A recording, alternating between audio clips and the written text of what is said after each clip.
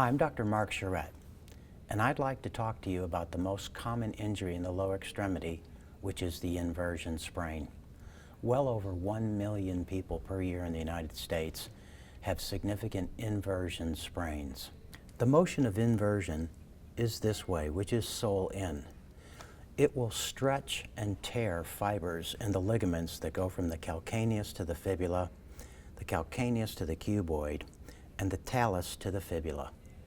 Common treatment of the typical inversion sprain.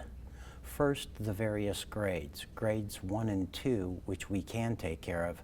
Grade 3, which is an actual rupture of the ligaments, requires surgical intervention.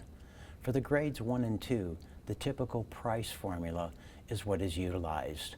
Price meaning protection, rest, ice, compression, and elevation. Adjustments done in a pain-free way are also very important in stabilizing an inversion sprain, along with continued care and a pain-free range of motion as far as exercise goes. Ultimately, you're going to want to stabilize the patient's foot after the inversion sprain with a flexible functional orthotic that supports all three arches and allows for an optimal or normal range of motion.